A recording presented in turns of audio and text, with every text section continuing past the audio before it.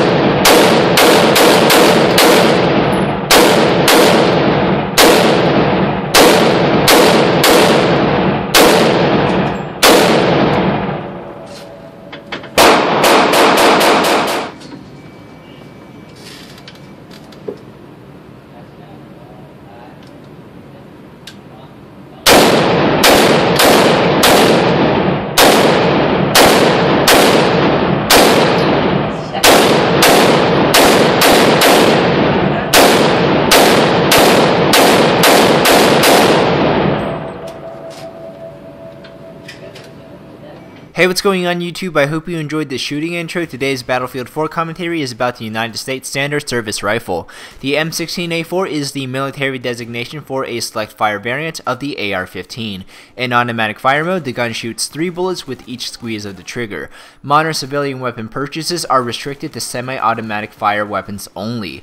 Only select fire weapons made before 1986 are available for civilian purchase, and the only way you can own a select fire or fully automatic weapon is if you pay $200 for a federal tax stamp, wait several months for the background check to come through, and then pay for the actual gun. And these are not guns that the average enthusiast can afford. Full auto M16s sell for about $18,000. Under no circumstance can a civilian own an automatic firearm made after 1986.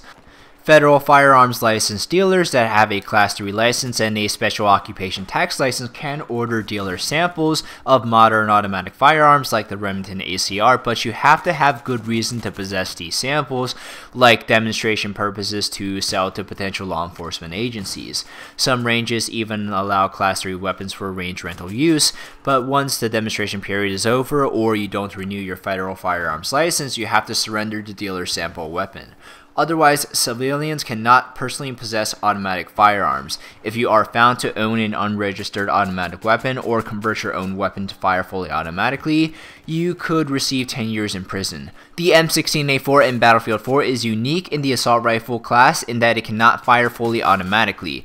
The automatic M16, the M16A3, is missing from Battlefield 4 after an infamous tenure as one of Battlefield 3's best guns.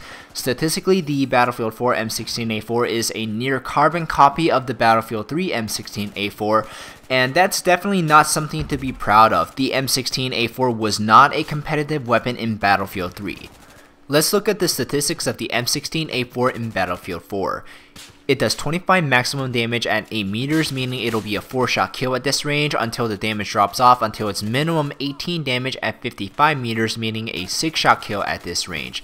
It'll require 1 fewer shot to kill an enemy if you hit them once in the head. The magazine size is standard in the assault rifle class at 30 rounds, and the rate of fire is extremely quick at 800 rounds per minute. However, this rate of fire is very deceptive because it is unrealistic that you'll ever reach this rate of fire while maintaining accurate fire, but I'll talk about this in depth later. The reload speed is also extremely quick at 1.8 seconds if you have a round left in the chamber, and 2.37 seconds if you have to hit the bolt catch release.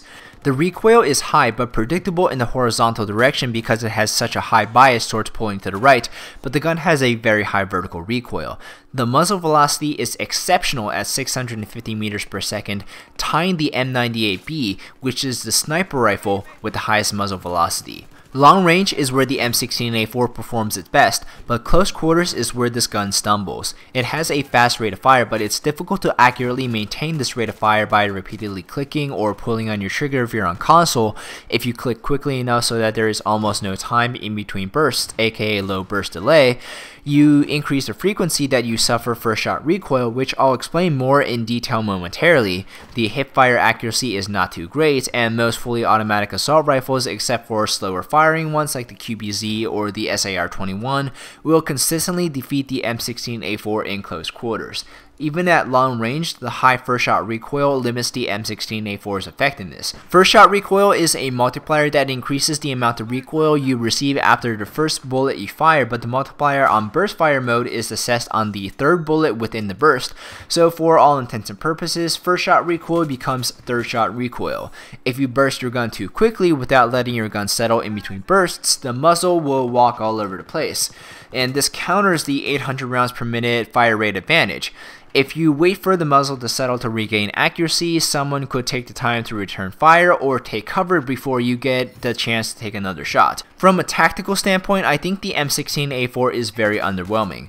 When making damage models for their guns, DICE played it extremely safely with near identical values within each class.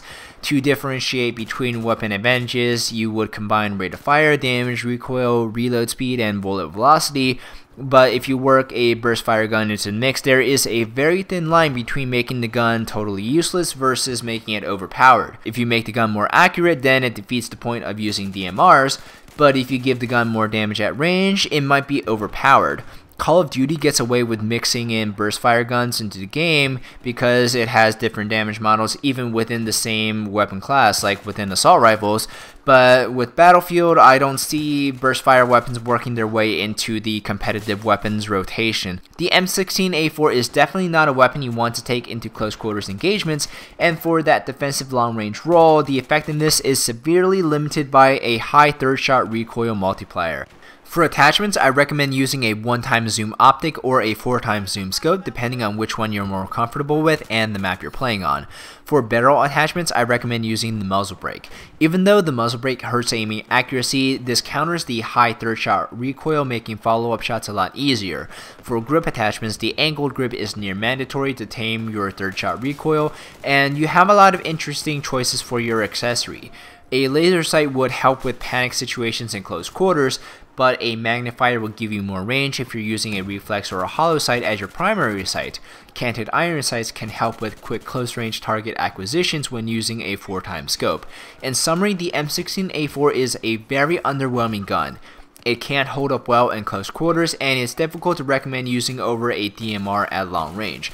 I really wish I had more to say about this gun, but I don't, other than it's not worth your patience to try to make this gun effective unless you're going for service stars or dog tags. Thank you very much for watching this video all the way through. I hope you enjoyed this weapon review. Be sure to subscribe to my channel if you haven't already for more Battlefield 4 and PC gaming videos. My name is David, and I will see you next video.